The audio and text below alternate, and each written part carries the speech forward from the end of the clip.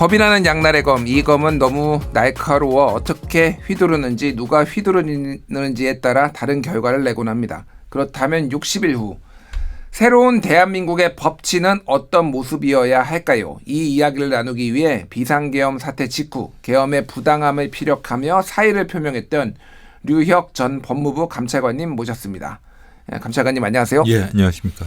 예, 감찰관님은 이제 뭐 몇 주 전에 이게 탄핵 선고 전에 뵀고 이제 탄핵 선고가 난 뒤에 이렇게 뵈었는데 감찰관님은 오늘 모신 이유가 사실 이제 탄핵에 대한 얘기도 하지만은 법에 대해서 좀 얘기를 나눠보려고 저희가 모셨어요. 예. 그러니까 커리어상으로 볼 때는 류혁 감찰관님보다 더 좋은 커리어를 가지고 계신 법 전문가, 법조인도 많기는 한데 우리가 첫 번째 왜 류혁을 고를 수밖에 없었느냐. 그러니까 어떤 마음가짐을 가지고 이 공직에 임하고 법을 대해야 되는지를 아마 가장 잘 말씀해 주실 분이 아닌가 저희가 기대를 해서 일단 감사합니다. 불러주셔서 감사합니다. 네네. 일단 파면 윤석열 대통령 파면 어떻게 어떤 심정이셨는지 궁금합니다. 지금 딱 제가 사직서 제출하고 4달 만에 결론이 나왔는데 4달 그렇네요. 너무나도 당연한 결론이고 예상을 하면서도 당연히 그렇게 8대0 전원일치로 결론이 나오리라고 계속 예상을 해왔지만 여러 가지 우여곡절이 있었기 때문에 참 이렇게 당연한 결과를 그동안 마음 졸이면서 기다렸다 이런 생각 때문에 참 저 개인적으로는 좀 울컥하는 면도 있었고요. 참 다행스러웠고 우선 이제 첫 번째 조금 그래도 이제 좀 앞에 희망이 보이는구나 싶어가지고 다행스러웠고 그리고 또 한편으로는 또 앞으로 갈 길이 멀지만 그래도 이제 첫 단추라고 해야 되나 그걸 잘 시작을 했으니까 잘 해결될 수 있겠지 이런 희망을 갖게 됐습니다. 네. 우리 이제 정치 지도자 최고층의 이제 최고위의 정치 지도자들한테 우리가 기대하는 것들이 그 사람의 어떤 커리어를 보면서 우리가 좀 기대를 하잖아요. 예를 들면은 이명박 전 대통령, 이명박 후보와 시절에는 경제를 살려라. 국밥 먹으면서 이놈아 경제라 살려라. 이렇게 경제를 기업인 출신한테는 경제를 잘 살릴 거라고 생각을 했고 노무현 대통령 같은 경우에는 본인이 지역주의를 타파하기 위해 바보 노무현 소리를 들으면서 지역 탕평이라든지 새로운 어떤 참여민주주의라든지 이런 걸 기대를 했는데 윤석열 대통령한테는 아마 보편적으로 사람들이 기대했던 거는 본인의 캐치프레이즈, 공정과 상식 그리고 엄정한 법 집행 이거는 야당도 없고 여당도 없고 공평하게 법 집행을 하는 것을 우리가 기대를 하지 않았나 그런 생각이 듭니다. 감찰관님은 좀 어떻게 윤석열 정부의 법 집행을 좀 보셨는지 궁금합니다. 저도 당연히 그런 걸 기대했습니다. 공정과 상식이라는 정부 운영 지침이라 그래야 되나 그런 캐치프레이즈를 내걸었을 때도 그랬고 많은 걸 기대했는데 사실 드러난 결과를 보면은 설선해가지고 불공정, 몰상식 그리고 이 법치가 아니라 그 반대되는 개념인 인치 혹은 법치 파괴 이런 걸 우리가 목격하지 않았습니까? 그런 것 때문에라도 참 저도 법조인의 한 사람이지만 그리고 또 법조인이 앞장서서 그렇게 법치를 파괴하고 또 그리고 법조인이라는 사람들이 그런 절차적인 혼란 원래 법이라는 게 사회적 혼란이나 갈등이 있어도 이거를 봉합하고 해결하고 이러는 것이 법의 근본적인 목적인데 그런 역할을 제대로 하지를 못했을 뿐만 아니라 그거를 앞장서 가지고 그런 혼란이 더 가중되도록 하는데 법조인들이 나서고 막 그랬단 말입니다. 그리고 참 어쨌든 간에 그 이후에 결국 하지만 그래도 헌재가 마지막으로 그래도 맡은 바 역할을 잘 수행을 해줘 가지고 그나마 파면 결정이 내려졌는데 그런 것이 아니었다면 참 국민들이 법 전체 사법제도 전반에 대한 실망감이 이만저만하지 않았을 것이다 이런 생각이 듭니다. 그렇군요. 오늘 동아일보의 청광암 논설주간이 쓴 칼럼 제목이 굉장히 눈에 띄더라고요. 결국 법기술자 윤석열이 대통령 윤석열을 잡았다. 그래서 법 전문가인 줄 알았더니 법기술자였다라는 건데 사실 그러니까 죄는 미워하되 사람은 미워하지 말라 이런 것처럼 법 자체가 문제가 있는 게 아니라 법을 쓰는 사람이 문제가 있는 거를 우리가 헌법재판소와 윤석열 대통령을 보면서 우리가 좀 그 차이를 극명하게 느꼈던 것 같아요. 어떻게 보십니까? 저도 그렇게 생각합니다. 사실 이번에 법조 엘리트들이라고 뭐 자부해왔던 뭐 법조 엘리트를 자처해왔던 일부 사람들 있지 않습니까? 뭐 저 이상민 장관이라던가 뭐 이런 사람들, 그런 사람들의 민낯, 그리고 또 이렇게 그 윤석열 대통령 변호인단, 어떻게 보면 법조에서 어느 정도의 커리어를 쌓았음에도 불구하고 나가서 하는 얘기를 보면 결국 자기 이해관계를 위해서 법을 마음대로 해석해가지고 뭐 온갖 법 기술을 다 부리려고 드는 거거든요. 예. 그런 것 때문에 참 많이 실망을 했습니다. 하지만 그런 실망하는 와중에도 또 뭐 그래도 문영배 그 헌법재판소 뭐 재판관님이라든가 혹은 뭐 법원이라는 데서 뭐 다른 사람 재판부에 대해서 이러고 저러고 얘기를 할 수는 없어서 아마 그 조심스럽게 정제된 표현을 쓰고 계십니다만, 대법관이신 천대엽 뭐 법원행정처장님 이런 분들의 모습을 보면서 그나마 좀 위안을 얻었던 것 같고요. 예. 사실 법이라는 게 자기 지위와 권세를 높이고 유지하라고 만들어 놓은 게 아니지 않습니까? 그런데도 불구하고 이렇게 그 법 기술을 부리는 사람들을 보면은 법이 왜 존재하는 것인지에 대해서 좀 진지하게 고민해 본 적이 없는 좀 그런 사람들인 것 같아서 한편으로는 측은하기도 합니다. 예. 예. 그 감찰관님 보시기에 이제 윤석열 정부에서 많은 법치를 내세워서 많은 일들을 했는데 그게 또 비판도 많이 받았거든요. 네. 법치를 악용한 사례 뭐 혹시 기억나시는 게 있으실까요? 이건 뭐 제가 그런 말씀하시니까 뭐 바로 말씀드릴 수 있는 바로 이거 아니겠습니까? 예. 합법적 탈옥이라고 불리는 윤석열 석방을 둘러싼 일련의 사태, 이런 거 아니겠습니까? 일부 뭐 극우주의자들이 저항권 운운하면서 국민 이렇게 저항권, 예, 폭력을 막 선동하는 거, 이런 게 법 악용의 사례라고 볼 수 있고요. 사실 그리고 뭐 윤석열 대통령, 뭐 윤석열 피청구인, 그러니까 전 대통령이 변호인이 내세운 뭐 회개한 법논리, 이런 것도 문제지만 어찌 되었든 간에 그 윤석열 대통령 구속 취소, 그리고 그 이후에 즉시항고 포기, 이런 거는 법 제도가 원래 존재해야 될 약자를 위해서 작용하는 것이 아니라 이 더 있는 사람, 더 권력이 있는 사람, 그리고 그 여러 가지 법 이론을 악용하려는 사람을 위해서 활용된 아주 그냥 뭐 좋은 사례가 아닌가 싶습니다. 앞으로 두고두고 회자될 사례로 보여집니다. 예. 뭐 사실 비상계엄한 거부터 법을 악용한 거죠. 그렇게 보면은 예, 잘못 해석하고. 비상계엄은 뭐 이미 우리가 논할 필요가 없는 거라서 저는 그걸 안 했는데, 지금 비상계엄은 이미 처음부터 단죄를 하고 해제를 하고 시작을 했는데 예. 그 이후에 단죄하는 과정이 법이, 그건 그 사람의 개인이 일탈이라고 본다면 그 이후에 그런 뭐 자신의 범죄와 무관하게, 예. 그러니까 통상적으로 사법 시스템에서 사법 종사자로서 일한다는 사람에 의해서 구속 취소 결정이 내려지고, 그리고 그렇게 검찰 최고 책임자라고 할 수 있는 그 사람, 그리고 그 주변에 있는 참모들에 의해서 즉시항고 포기 결정이 이루어지고, 예.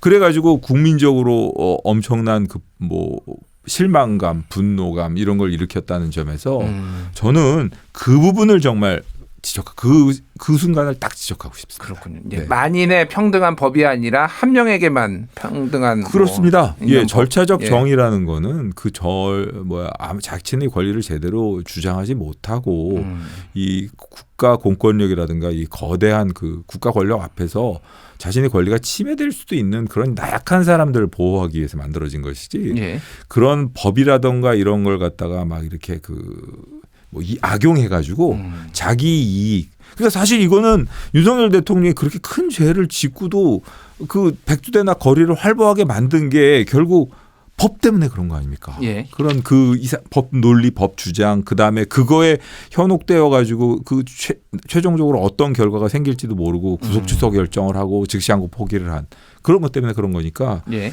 저는 뭐 그 지점에서 너무너무 실망감이 컸고요. 뭐 이렇게 울퉁불퉁하게 갈 수는 있지만 그런 말도 안 되는 결정을 하는 거는 저는 아직까지도 좀 납득이 가지 않습니다. 알겠습니다. 예, 법치주의라는 얘기를 이번에 이제 탄핵 국면에서 비상계엄 사태나 탄핵 국면에서 굉장히 많이 얘기를 한 것 같아요. 근데 법치주의라는 거는 민주주의, 자유민주주의를 실현하기 위한 하위 개념으로 일종의 이제 이념이기도 하지만 일종의 수단으로서 우리가 그거를 구현하기 수단으로서 이제 법치주의 얘기를 많이 하는데 네네. 한국의 지금 법치주의는 좀 어떤 상황이라고 감찰관님 보십니까? 법치주의라는 거는 뭐 뭐 자기가 마음대로 하는 걸 인치라고 본다면 그에 반대되는 개념으로서 일단 법치주의가 존재할 수 있고요. 그리고 법치주의 단계엔 두 가지가 있을 수 있습니다. 하나는 형식적 법치주의. 그냥 뭐 법만 있고 그러니까 법이 문헌으로서만 존재하는 거죠. 그러니까 그리고 약자에게는 아주 가혹하게 작용하는데 강자에게는 무력한 그런 걸 형식적 법치주의 단계라고 할 수 있고 예. 어떻게 보면 그 다음 그걸 넘어서서 실질적 법치주의 단계에 이른다고 치면 만인이 그야말로 법 앞에 평등하고 그리고 법의 문구뿐만 아니라 그 법이 가지고 있는 법의 취지에 따라서 모든 사람에게 적용되어 가지고 모든 사람들이 안심하고 사회생활을 하고 자신의 권리가 뭐 부당하게 침해되지 않으리라고 느끼는 그런 단계가 아닌가 싶습니다. 근데 우리나라는 지금 저는 실질적 법치주의에 거의 근접해 있지 않았나라는 뭐 나름대로의 생각이 있었는데 예. 요즘 사태를 지켜보면서 아 우리가 아직도 형식적 법치주의에 머물러 있구나. 그리고 아직도 그런 형식적 법치주의 시절의 그 시대착오적인 사고 방식에서 벗어나지 못하고 그런 그 법 해석을 통해서 자신의 그 지위라든가 권세를 조금이라도 연장하고자 드는 그런 법조 엘리트들이 예. 우리 사회에 정말 숨어서 숨어서 암약해 예. 왔구나. 예. 이런 암약이라는 표현이 맞는 것 같아요. 암약. 예, 마치 자기가 법조의 그 대단한 그 뭐 오래된 법조 경력을 가진 것처럼 이렇게 해왔고 무슨 장관 자리를 지낸다던가 혹은 뭐 검사장, 뭐 고검장, 뭐 지금 윤석열 대통령 변호인단의 면면을 보십시오. 윤석열 대통령을 건전한 법조인이 그런 이상한 해괴한 법 논리로 변론을 뭐 변론이 할 수 있죠. 아무리 큰 예. 죄를 지었다 하더라도 변호인의 조력을 받을 수 있으니까. 그런데 이 내세우는 논리나 이런 걸 보면 야, 정말 그 사람들이야말로 법치주의 가면을 쓰고 이 정말 우리 사회에 그 구시대적이고 시대착오적인 생각을 가지고 있으면서도 암약해 왔구나. 예. 이제서야 그 본색을 드러냈구나. 이렇게 극단적으로 표현해도 할 말이 없는 사람들인 것 같습니다. 예. 법조 엘리트라는 말씀하셨는데 이제 감찰관님이 예전에 검찰에도 근무하셨고 또 뭐 대기업에서 이제 민간에서도 이제 뭐 어떤 법조인으로 활약을 하셨고 그랬는데 그 법조 엘리트라는 것에 대해서 좀 사람들이 궁금해해요, 사실은 어느 예. 정도인가. 그러면 왜 이들은 엘리트 의식을 가지고 있고 일반인들하고 좀 다른 이런 생활과 생각을 가지게 됐는가. 류혁 감찰관님이 이제 그런 법조 엘리트의 의식을 가지고 있다라고는 생각을 안 하지만은 또 많이 주변에서 그런 분들을 지켜보셨을 테니까 왜 그렇게 되는 건지 참 궁금해하는 분들이 많더라고요. 그게 사실 이 법이라는 게 사회 속에서 살아 숨쉬어야 되는 것이지 사회로부터 유리되거나 일반인의 법 감정을 이해하지 못하는 그런 법만이 그러니까 모든 사회를 떠나서도 그 법이론 그 자체가 존재할 수 있다라고 생각하는 그런 착각하는 단계에 이르게 되면 사실 그런 지금 이 법조 엘리트들이 보여준 그런 엘리트들하고 표현하는 건 적절치 않은 것 같고요. 예. 법조 엘리트를 자처하지만 실제로는 그 형식적 법치주의자 이 후진적인 사고방식을 갖고 있는 사람이라고 얘기하고 싶은데 그런 사람들처럼 이번에 그 국민들이 막 실망하는 그런 그 법 해석이라든가 이런 거를 막 해놓을 수 있는 것이겠죠. 사실 교육 과정도 과거에는 뭐 어떻게 보면은 사법연수원에서 소수 정예 교육이 이루어졌고 그 이후에 일단 법관으로 임관되거나 뭐 그다음에 변호사가 되거나 그렇게 되면 뭐 일반 그 사회 바깥의 그 모습 이런 거를 직접 접하거나 이럴 수 있는 기회가 없고 오로지 사건 그렇지 않습니까? 네. 사건이라든가 기록을 통해서만 사람들을 접하게 되지 않습니까? 그러니까 어떻게 보면 법조인들이 그 세상에 이런 현상 속으로 들어가서 어떻게 보면 직접 느낄 수가 있어야 되는데 예. 그런 거를 느끼지 못하고 오랜 세월 이렇게 지나면서 자기들끼리 친분 교류를 이어오다 보니까 윤석열 대통령이 그처럼 좋아하는 카르텔을 형성하게 된 거 아닌가 싶습니다. 카르텔. 예. 법조 카르텔. 예. 그러니까 이게 그러면 특정 학교라든지 뭐 이런 출신들이 좀 많은 것도 영향이 있는 건가요? 그런 게? 있는 것 같습니다. 이게 보면은 그렇게 밖에 볼 수가 없는 것 같아요. 과거에는 그래도 예전에는 제가 초임 때 그 공판 검사를 했을 때는 그 서울중앙지법 그러니까 서울지방법원 형사 재판을 받고 계신 그 재판장님들 같은 경우에는 전원이 제가 들어가는 재판부만 용산고 서울법대를 나오셨고 전원이 경기고 서울법대 출신이었습니다. 특정 고등학교의 특정 대학교. 배석 판사들은 이제 그때 그 평준화가 됐으니까 그때 당시에 막 다 서울법대생들이 대부분이지만 그랬고요. 그러니까 비평준화 시기에 법관이 되신 분들은 특정 고등학교에 단독 판사님들도 거의 다가 경기고 서울법대 출신이었고 그렇다 보니까 이게 뭐 어떻게 보면은 노무현 대통령 같은 경우에는 뭐 상고 나오셨잖아요. 그래가지고 그 연선 7기 시절은 그 시험 붙기 힘든 때입니다. 아주 조금 뽑을 때거든요. 그리고 판사도 잠깐 하셨어요? 예, 판사도 하셨죠. 그러니까 그런 걸 생각을 해보면 참 버텨내기 힘들었겠다. 이런 생각도 듭니다. 모두가 경기고 서울대 법대 대부분이 그런데 거기에서 부산 상고 출신이셨다. 예, 그렇죠. 그러니까 그렇죠. 상고 출신이 거기 들어가 있을 때. 그러니까 참 만만치는 않았겠다 이런 생각이 들더라고요. 근데 어쨌든 요즘에 많이 나아지고 있다고는 하지만 뭐 그런 그 잘못된 엘리트 의식, 잘못된 동료주의 이런 거에 빠져가지고 그렇게 되는 거 아닌가 이런 생각이 듭니다. 알겠습니다. 뭐 저희가 이제 특정 학교에 대해서 비판을 하려는 건 아니고 이게 어느 집단이나 너무 동질성, 균일성이 유지가 되면은 오히려 그 집단이 취약해지는 거는 굉장히 많은 사회 현상에서 보여지고 있으니 그러니까 이제 다양성을 만들어서 그 조직을 건강하게 만들고 또 엘리트들 하버드나 이런 데서 이제 어퍼머티브 액션 같은 거를 취하고 그런 이유가 다양한 인종이나 어떤 학교가 굉장히 중요하니까 그렇게 해왔던 거잖아요. 저도 그렇게 생각합니다. 이번에 보니까 정말 이게 너무 그렇게 균일한 집단, 그 다양성이 결여된 집단이 얼마나 위험한지 정말 그런 부분에 대해서 많이 깨닫게 됐습니다. 알겠습니다. 검찰 개혁 얘기도 계속 나오고 있어요. 이제 형사 사법 시스템을 좀 개혁해야 된다라고 하면서 가장 많이 나오는 게 이제 검찰 개혁인데. 뭐 굉장히 많은 얘기가 나오고 있습니다. 기소청과 이제 뭐 중수청으로 만들어야 된다. 뭐 여러 가지 아예 공수처를 좀 더 강화를 해야 된다. 아예 뭐 이제 기소 독점주의를 깨야 된다. 뭐 등등등의 얘기가 나오는데 좀 어떻게 감찰관님은 보십니까? 저는 그냥 사실 저도 검찰 출신이라 가지고 뭐 여러 가지 생각을 해보게 됩니다만 지금 검찰이 처해 있는 상황 그리고 검찰에 대한 비판을 과연 검찰 구성원들이 이렇게 정말 이거를 아니라고 얘기를 할 수가 없는 상황에 처하게 된 것 같습니다. 이 참 뭐 검찰이 뭐 그게 아니고 국가를 위해서 최선을 다해 왔네. 우리는 뭐 객관적이네 이런 말을 하는데 그리고 제가 검사를 처음 시작할 때도 그랬고 뭐 객관적인 그 국가기관이라는 이런 표현이 있습니다. 뭐 지구상에서 가장 객관적인 관청. 뭐 이런 그 독일어 교과서에 나오는 그런 표현도 있는데 그런 말이 저를 검사라는 직업을 꿈꾸게 만들었었는데 지금 이렇게 쭉 돌이켜 보면 이 문제가 되는 지점, 비판되는 지점에 있어서 검찰이 공정하고 과연 그 뭐 수사 결과나 수사 방법에 있어서 누구에게 만인에게나 공정하게 행동해 왔는가? 그거 정말 자신 있게 말 못할 것 같아요. 오늘 그 뉴스를 보니까 이걸 제가 예측을 했던 거 저희 이제 정치평론이라서 뭐 이렇게 예측을 하는데 윤석열 대통령 파면되면 일주일 안에 김건희 여사 소환할 거다. 제가 다른 방송에서 얘기를 했는데 오늘 뉴스 보니까 파면 직전에 김건희 여사 소환하겠다라고 의사 타진하고 조만간 포토라인 세운다고 이렇게 기사가 나오더라고요. 이게 이제 정치검찰 아니냐. 어떻게 권력에 이렇게 향배에 어떻게 민감할 수가 있냐. 원칙대로라면은 이미 진작에 수사를 했었어야 되는 거 아니냐. 그런 비판들이 많이 나와요.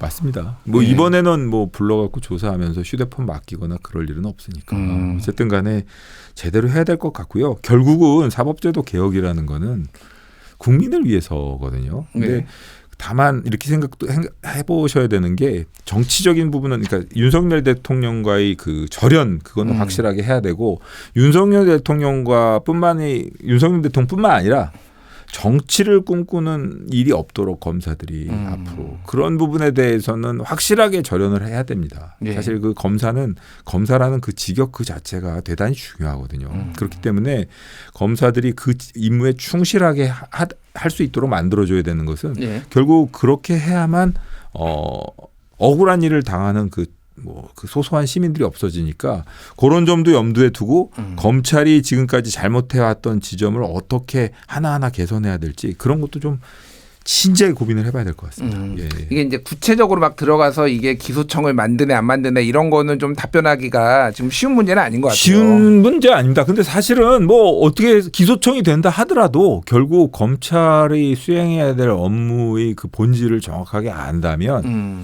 그런 가운데에서도 어찌되었든 자기 일을 하려고 최선을 다할 수 있다면 되는 거죠. 그런 거에 신경을 써야겠죠, 검사들은. 예. 그렇군요.